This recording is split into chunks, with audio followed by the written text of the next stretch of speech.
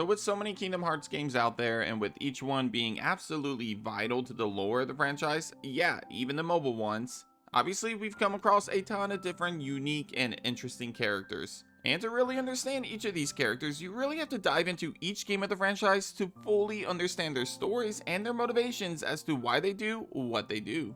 And after playing through most of the games multiple times and watching videos on the mobile games, because yeah, those are not for me at all, I've decided to finally form my list for the most interesting and favorite characters of the Kingdom Hearts franchise. I mean, I have to do something to keep me busy until Kingdom Hearts 4 eventually releases in 2030. Joking, hopefully. Please Tetsuya, don't make us wait that long. But before we get started, if you haven't already, please consider subscribing to the channel for more jrpg content. Also hit that like button if you enjoyed today's topic.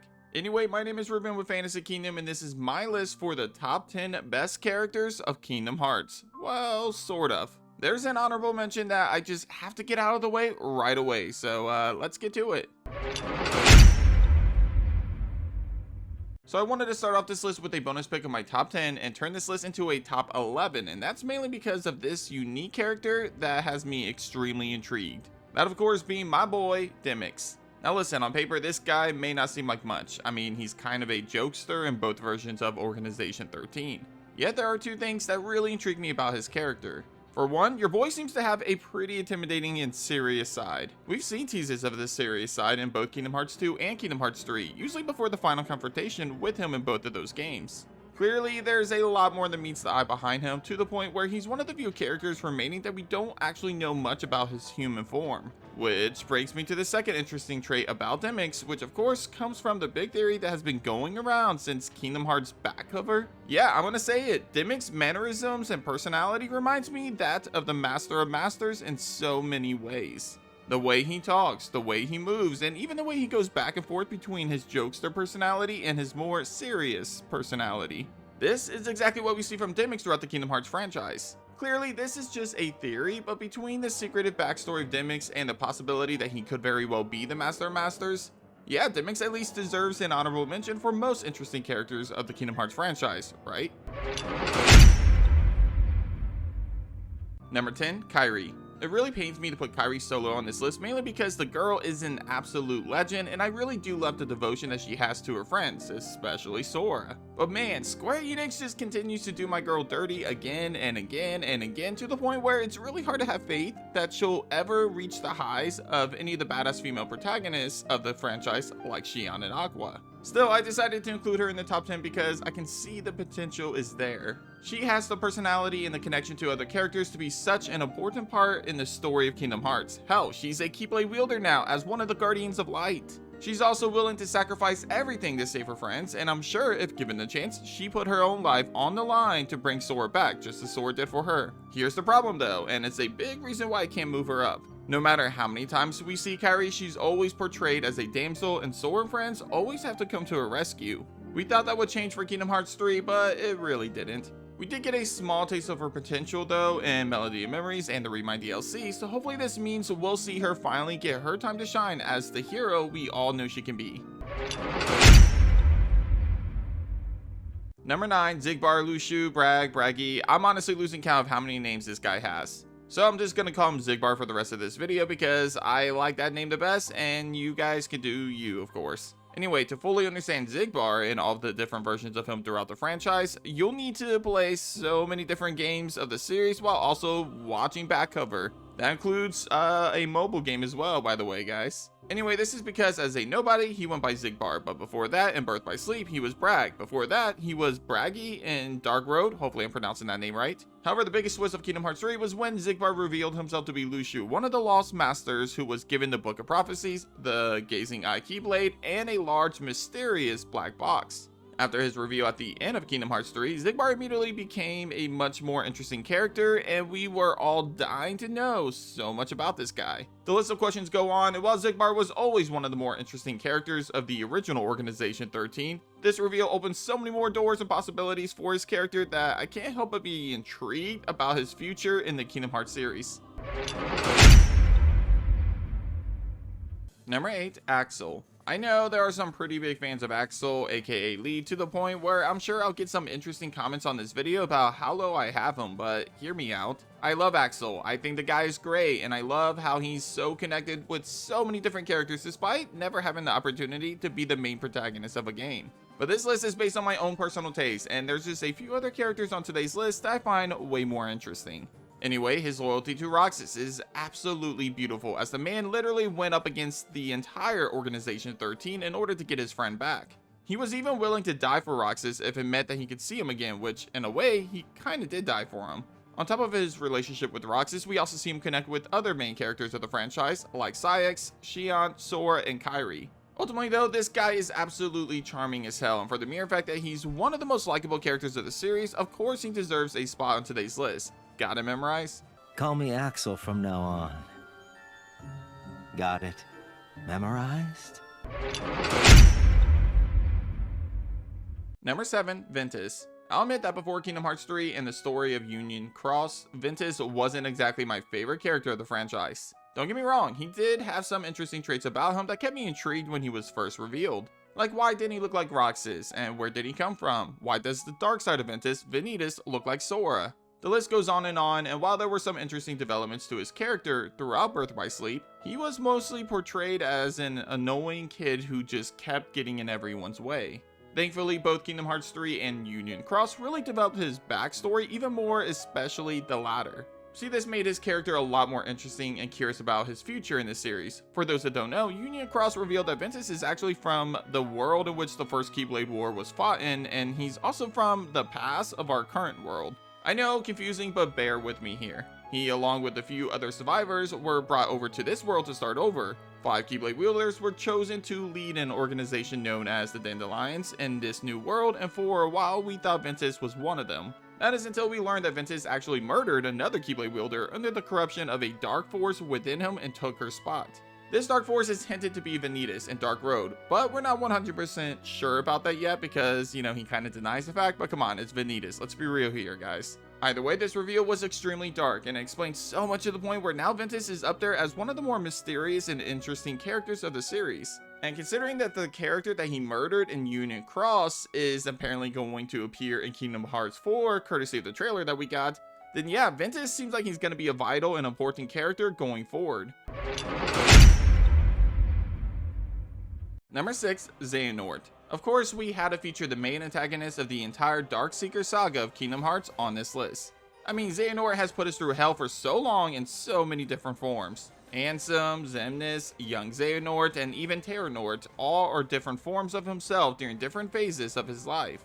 Either way though, Xehanort was the powerful villain that kept finding new ways to come after the protagonist in different games, and he was the perfect villain to hate for so long. Well, until we learn more about his backstory. I won't dive too much into that as I personally never played Dark Road, I've only watched the footage on it, but essentially Xehanort was a Keyblade wielder just like any other wielder. He was also best friends with Ericus, someone who would become the master of the Wayfinder trio, Aqua, Terra, and Ventus. During this time, Xehanort would lose a lot of people close to him and it would send him down a path towards the darkness in a way that he personally believes is the best way to rid the world of darkness. Yeah, because that totally makes sense. Still, there's a lot more revealed about Xehanort's character, and after learning more about everything he has done, who he was before the events of Kingdom Hearts, and why he does it, we've all come to appreciate his character a lot more than we used to. Is there anything that connects him to the future now? Maybe. He's one of the few people to know the true name of the Master of Masters, and even though he's dead now, I wouldn't put it past him to figure out a way to bring his younger self into the future as he did with every other version of himself in Kingdom Hearts 3 and Dream Drop Distance. Number 5, Xion. There's 2 people out of this entire franchise that have gone through more pain than any other character of the series. One of which was Xion. Man, her death to this day may be one of the saddest moments of the Kingdom Hearts series. As a puppet essentially created from the part of Sora that loves Kairi, or kind of his memories of Kairi, Xion, like Roxas, was just a tool to be used to reform Sora. In order to bring Sora back, Xion would have to vanish completely.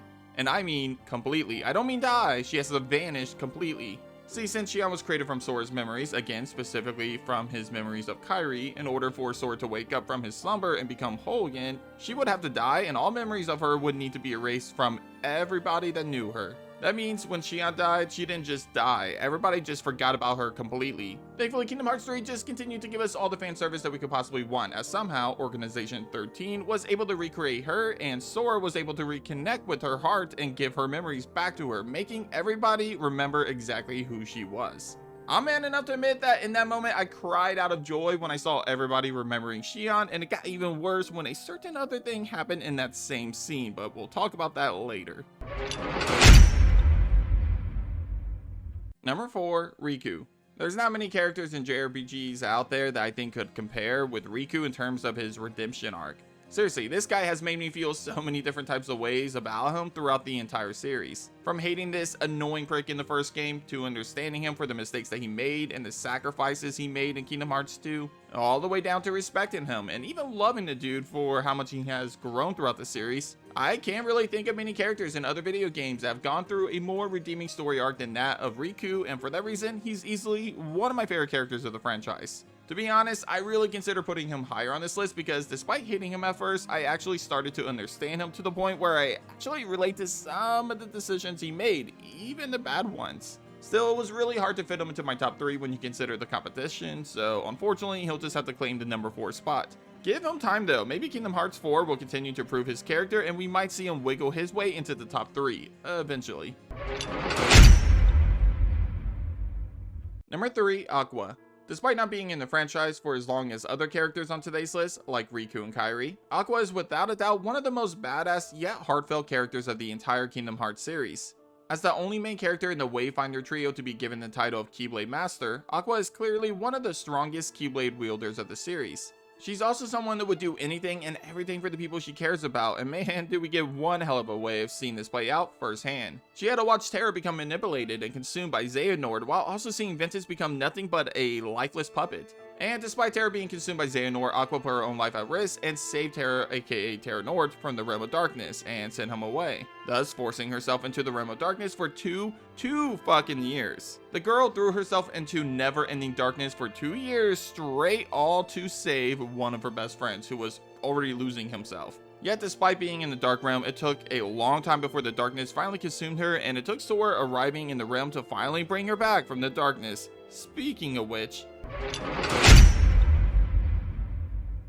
Number 2, Sora. Damn, look at me go, putting the main protagonist of the entire Kingdom Hearts franchise at number 2? What the hell am I thinking? Listen, I love Sora, and to be completely honest with you guys, I know that as the main protagonist of the series, who we've spent so much time with, he should honestly have the number 1 spot. But I just can't even consider him, putting him higher than one other character of the franchise, and we'll get to that in just a moment. On the bright side though, Sora has been the light that guided us throughout the Kingdom Hearts series. For that reason, we got to see him develop as a character over the years, and while that development may be lacking compared to some other characters on this list, he's still the charming yet naive boy that we all continue to root for despite the odds that are stacked against him. See, Sora is a good person with a heart that opens up to anybody that meets him.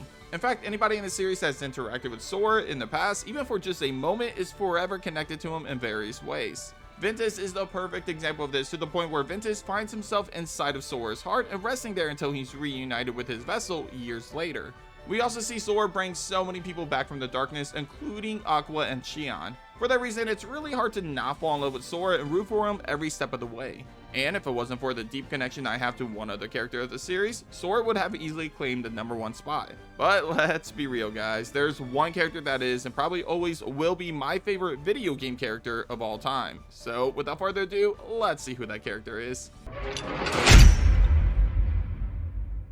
Number 1, Roxas. The GOAT himself, Roxas, aka my favorite character in Kingdom Hearts. Hell, my favorite character in video games, period. That's how much I love this dude. Anyway, like I was saying about Xion, there's 2 characters that had it rough almost their entire life, and like Xion, Roxas was one of those characters. As the nobody of Sora, Roxas was, well, an empty shell without a heart. Or so we thought. Despite not having a physical heart, Roxas, perhaps due to being connected to Sora, was able to develop feelings and emotions, something that no other nobody has done before him.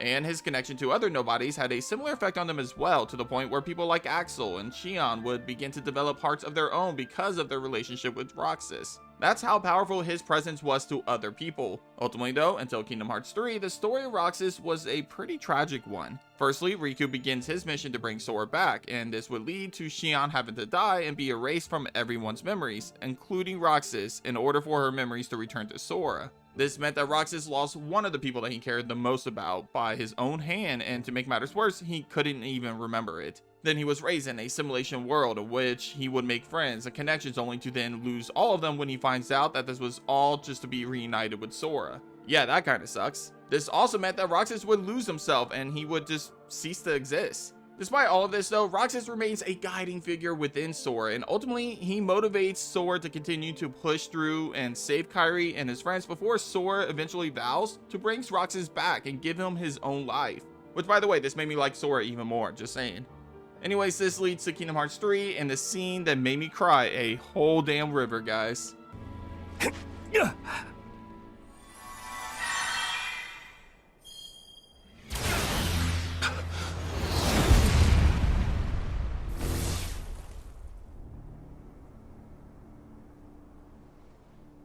Hands off my friends.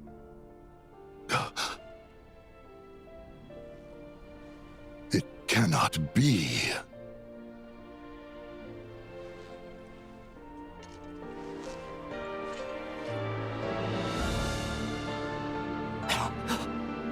Roxas! My turn. But that does it for this episode of Fantasy Kingdom. Hit up the comments and let me know who you think is the best character in Kingdom Hearts. Do you think it's Roxas as well? Is there anybody that should be higher on my list? Let me know all of your opinions in the comments down below. Anyway, if you haven't already, be sure to subscribe to my channel for more Kingdom Hearts content. Also, leave a like on today's video if you enjoyed today's topic. But thanks for watching, and as always, I'll catch you guys on the next episode of Fantasy Kingdom. Take care.